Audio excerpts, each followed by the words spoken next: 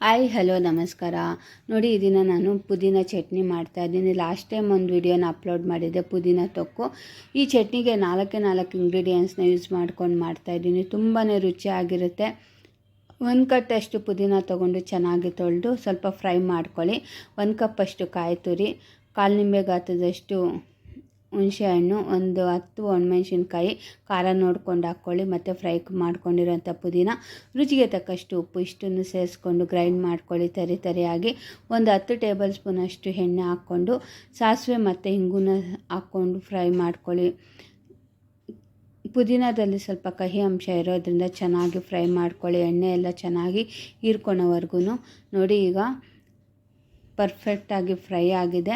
ಮೊದಲಿಗೆ ನನ್ನ ಚಾನಲ್ನ ಯಾರ್ಯಾರು ಹೊಸ್ದಾಗಿ ನೋಡ್ತಿದ್ದೀರೋ ಪ್ಲೀಸ್ ಲೈಕ್ ಮಾಡಿ, ಶೇರ್ ಮಾಡಿ, ಫಾಲೋ ಮಾಡಿ. ನನಗೂ ತುಂಬಾ ಖುಷಿ ಆಗುತ್ತೆ. ಇದುವರೆಗೂ ನನ್ನ ಚಾನಲ್ನ ಯಾರ್ಯಾರು ಫಾಲೋ ಮಾಡ್ತಿದ್ದೀರೋ ಅವ್ರಿಗೆಲ್ಲ ತುಂಬಾ ಧನ್ಯವಾದಗಳು. ನೋಡಿ, ಈಗ ಪುದೀನ ಚಟ್ನಿ ರೆಡಿ ಆಗಿದೆ. ಒಗ್ಗರಣೆ ಹಾಕ್ಕೊಳ್ಳೋಣ.